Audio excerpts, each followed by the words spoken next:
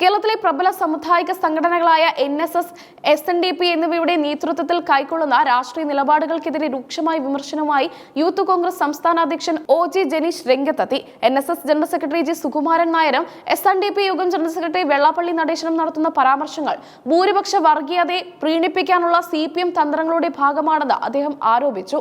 കേരളത്തിന്റെ സാമൂഹിക അന്തരീക്ഷത്തിൽ വലിയ ചർച്ചകൾക്കാണ് ജനീഷിന്റെ ഫേസ്ബുക്ക് പോസ്റ്റ് വഴിമരുന്നിട്ടിരിക്കുന്നത്. അധികാര തുടർച്ച ലക്ഷ്യമിട്ട് മുഖ്യമന്ത്രി പിണറായി വിജയൻ നടത്തുന്ന നീക്കങ്ങൾക്ക് ഈ സമുദായ നേതാക്കൾ പരോക്ഷമായി കുട പിടിക്കുകയാണെന്ന് ജനീഷ് തുറന്നടിച്ചു.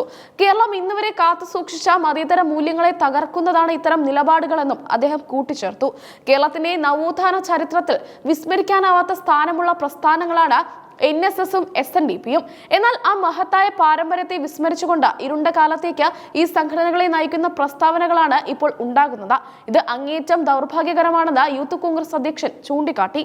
വെള്ളാപ്പള്ളി നടേശൻ അടുത്തിടെ നടത്തിയ അപരമത വിദ്വേഷം വളർത്തുന്ന പ്രസ്താവനകളെ പരാമർശിച്ചുകൊണ്ടായിരുന്നു ജനീഷിന്റെ വിമർശനം. ഇത്തരം വിദ്വേഷ പ്രസംഗങ്ങളെ പ്രതിപക്ഷ നേതാവ് VD സതീശൻ ഉൾപ്പെടെയുള്ളവർ തള്ളി പറഞ്ഞത് കേരള സമൂഹത്തോടുള്ള ഉത്തരവാദിത്തം മൂലമാണെന്ന് അദ്ദേഹം വ്യക്തമാക്കി. എന്നാൽ ഭരണത്തിൽ മൂന്നാം ഊഴം ലഭിക്കുമെന്ന മിഥ്യാധാരണയിൽ പിണറായി വിജയനും CPM നേതാക്കളും ഇത്തരം വർഗീയ പ്രസ്താവനകളെ ന്യായീകരിക്കുകയാണ്. അപരമത വിദ്വേഷത്തിന്റെ അപകടം മനസ്സിലാക്കിയിട്ടും അതിനെ തള്ളിപ്പറയാൻ മുഖ്യമന്ത്രി തയ്യാറാകാത്തത് രാഷ്ട്രീയ ലാഭം മാത്രം ലക്ഷ്യമിട്ടാണെന്നും ജനീഷ് ആരോപിക്കുന്നു. CPM നയിക്കുന്ന സർക്കാരിനെ പ്രകീർത്തിക്കാൻ സമുദായ നേതാക്കൾ തയ്യാറാകുമ്പോൾ അവർ പിണറായിയുടെ ഭൂരിപക്ഷ പ്രീണന തന്ത്രത്തിന്റെ ഭാഗമായി മാറുകയാണ്.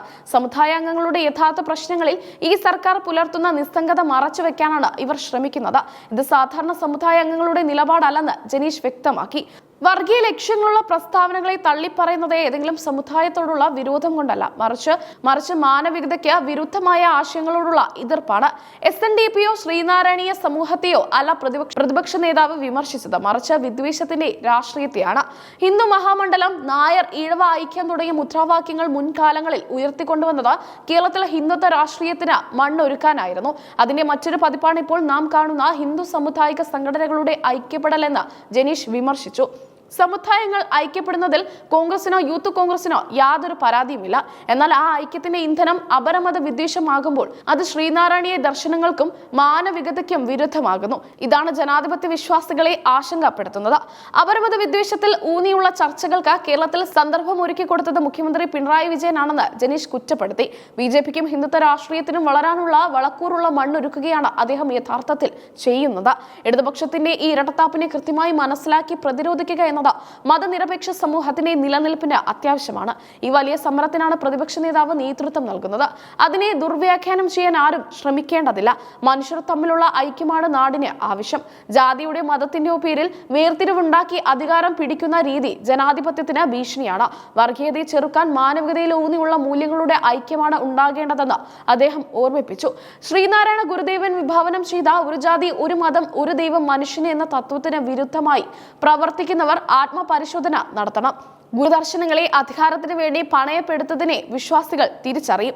കേരളത്തിന്റെ മതേതര മനസ്സിനെ വർഗീയതയുടെ വിഷം കലർത്തി മലിനമാക്കാൻ അനുവദിക്കില്ല. വരാനിരിക്കുന്ന തിരഞ്ഞെടുപ്പുകളിൽ വർഗീയ പ്രീണനം വഴി നേട്ടമുണ്ടാകാമെന്ന CPM കണക്കുകൂട്ടൽ തെറ്റാണെന്ന് ജനീഷ് പറഞ്ഞു. സമുദായ നേതാക്കളുടെ പ്രസ്താവനകൾ സമുദായത്തിന് ഗുണകരമാണോ അതോ രാഷ്ട്രീയ നേതാക്കളുടെ താല്പര്യങ്ങൾ സംരക്ഷിക്കാനാണോ എന്ന് സാധാരണക്കാർ ചിന്തിച്ച് തുടങ്ങിയിട്ടുണ്ട്. ഈ മാറ്റം രാഷ്ട്രീയ കേരളത്തിൽ പ്രതിഫലിക്കുമെന്ന് ഉറപ്പാണ്.